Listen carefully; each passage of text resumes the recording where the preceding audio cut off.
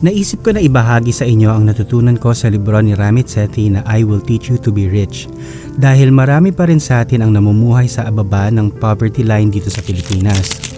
Walang ipon at wala pang plano para sa kanilang financial future.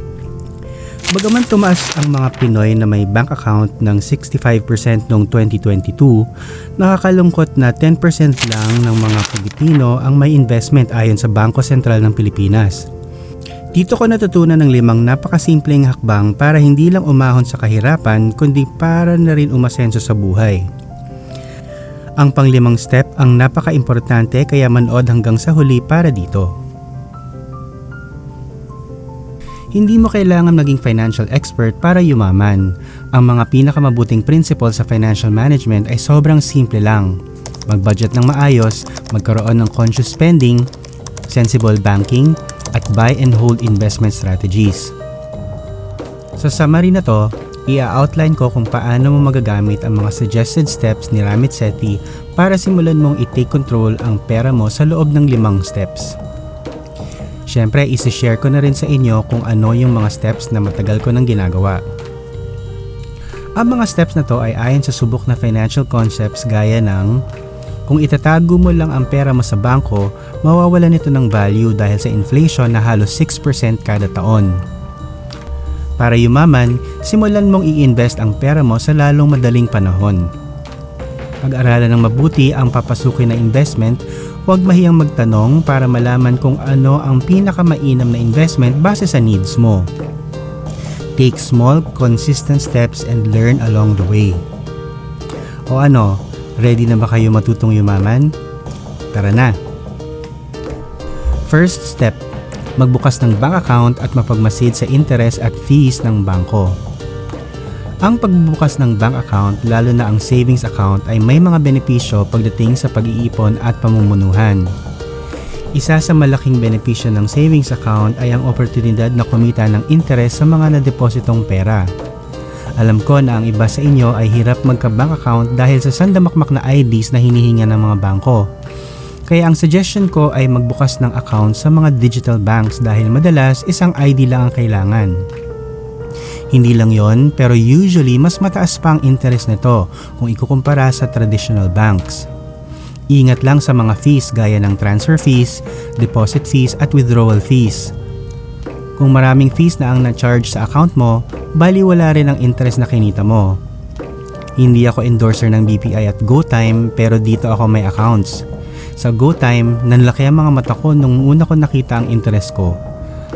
Ang isang buwan na interest ay mas malaki pa sa isang taong interest sa BPI ko. Siguraduhin lang na insured ang bangko sa PDIC o Philippine Deposit Insurance Corporation para kahit na magsarado ang bangko, siguradong maibabalik ang pinaghirapan mo. Second step, mag-invest. Maraming tao na iniisip na ang pag-invest ay pangmayaman lang. Naku, sinasabi ko sa'yo, wala nang mas lalayo pa sa katotohanan. Mas maganda kung maaga kang mag-invest dahil mas mabilis kang uunlad. Maraming investment instruments ang pwede mong pasukin mapa stocks, bonds, mutual funds at variable universal life insurance. Pero wag natin kalimutan na nandyan lang ang SSS at Pag-ibig. Ang SSS may Workers Investment and Savings Program 2 o ang tinatawag na WISP 2. At ang Pag-ibig naman ay may Pag-ibig Modified Pag-ibig 2 Savings o MP2. Pwede ka magbukas ng WISP 2 at MP2 account sa halagang 500 pesos lamang. Tingnan natin ang isang example computation kung mag-i-invest ka sa MP2. Pinili ko na ito ang example dahil meron akong MP2. Ang average annual savings dividend rate ng MP2 since 2019 ay 6.69%. Kung nagsimula ka sa 500 peso ngayong buwan at magde-deposit ka ng 500 pesos every month, sa 5 taon, ang total na deposito mo ay 30,500 pesos. Pero ang total savings mo ay magiging 36,208 pesos and 66 centavos dahil kumita ka ng total na 5,708 pesos and 66 centavos. Imaginein mo na lang kung mas malaki at mas matagal yung deposit mo kada buwan. Marami pang ibang investment instruments gaya ng G-Funds ng GCash o di kaya BPI Philippine Equity Index Fund na sa halagang 1,000 lang, pwede mo nang simulan mag-invest sa kanila. Pwede rin ako actually gumawa ng video tungkol sa investment instruments na to na meron dito sa Pilipinas. I-comment lang kung sa tingin nyo na magiging beneficial ito sa inyo. Tandaan, hindi ito financial advice. Pinapakita ko sa inyo ang possibility pag nagsimula kayong mag-invest. Mapagmasid, pag-aralan at huwag magpapaloko sa mga nagkalat na online scams. Third step, maging conscious sa paggastos. Maging conscious sa paggastos para maging aware ka sa kung paano mo ginagastos ang pera mo at magdesisyon kung paano mo i-allocate ang iyong monthly take-home pay. Bilang gabay, ito ang magandang plano sa pag-allocate ng pagkakagastusan. 50 to 65% para sa monthly fixed expenses, halimbawa nito ay renta, utilities, bayad sa utang at iba pa. 10% naman para sa long-term investments, halimbawa WISP2, MP2 at iba pa. 5 to 10% bilang savings para sa short-term or long-term goals. At ang huli ay 20 to 35% para sa guilt-free discretionary spending. Ang paborito ko na quote sa librong ito ay, "Spend extravagantly on the things you love and cut cost mercilessly on the things you don't."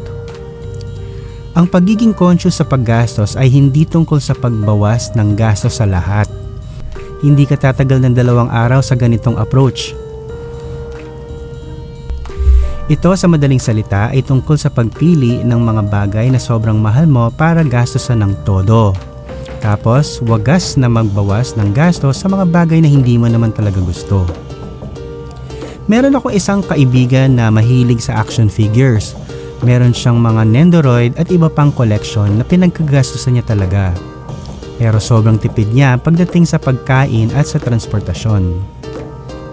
Kayo, ano sa tingin niyo ang kaya niyong tipirin at ano naman ang pagkakagastusan niyo ng todo? Fourth step, unahin ang pag-save at pag-invest. Alam ko mahirap talaga gawin to. Lalo na pag nandyan ang mga friends na nagyayaya mag-out of town, kumain sa labas, o pag may bagong gadget tayong napupusuan. O di kaya pag marami tayong sinusuportahan mapaanak, kapatid, o mga magulang natin. Isang paraan para mauna ang investment ay gawing salary deduction ang WISP Plus o ang Pag-ibig MP2. Kausapin lang ang Compensation and Benefits Department ng kumpanya nyo. Check mo na rin kung ang bank app mo ay may kakayahan na mag-transfer ng specific amount sa savings account mo para wala silang takas sa pag-invest at pag-save. Isa pa na technique ay pagtanggap ng sahod, ilagay na sa kanya-kanyang envelope ang budget para sa savings, investments, bayarin at iba pa. Bago ako pumunta sa huli at 5th step, kung nagustuhan nyo ang video so far, i-like ito at mag-subscribe sa channel. Step 5. Bayaran at i-minimize ang utang. Ito sa palagay ko ang pinaka-importante dahil sa totoo lang, marami akong kakilala na nalululong sa utang kaya hindi na sila nakakapag-save at hindi na nakakapag-invest. Ang utang ay nagbibigay daan sa atin na bumili ng mga mamahaling items na hindi kayang bilhin ng cash. Halimbawa nito ay gadgets, appliances, kotse at bahay. Sa pangkalahatan, maganda ang utang kung ginagamit mo to paminsan-minsan. Pero pwede itong magdulot ng malalang consequences kung nagkakaroon ka ng habit na gumastos ng higit pa sa iyong kinikita. Kapag hindi mo binabayaran ng buo ang iyong monthly credit card payments, loans, or utang, magkakaroon ka ng mga late fees at penalty fees. 5 years ago, nalulung ako sa utang. Dumating sa point na 4,000 yung minimum due ko sa credit card ko, habang ang interest na na-charge sa akin ay halos 3,500 pesos. Tapos minimum due lang ang binabayaran ko nung panahon na yon, kaya parang walang napupunta ng bayad sa utang. Lahat bayad lang sa interest. Kaya ginawa ko ang step 4 at inuna ko talaga bayaran ng utang at hindi lang yon. Nilakihan ko ang bayad para hindi lang interes ang nababayaran. Slowly but surely, nabayaran ko rin ang mga utang ko. Kung kinakailangan umutang, siguraduhin na hindi lalampas sa 10% ng take-home pay mo ang minimum na kailangan bayaran para hindi mabaon sa utang. Kung susundin mo ang 5 steps ni Ramit Sethi, oras lang ang pagitan mo sa yaman na kinakamit mo. Ang importante ay consistent ka sa pag-save, invest at sa pagbayad ng mga utang. Ang pagkakaroon ng mayamang buhay ay hindi lang tungkol sa pagkakaroon ng maraming pera.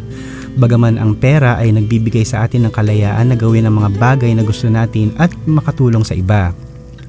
Sa pamamagitan ng pagkakaroon ng conscious spending plan at isang sistema para mag-save at mag-invest sa tamang oras, maaari kang gumastos sa mga bagay na mahalaga at maaabot pa rin ang iyong mga goals.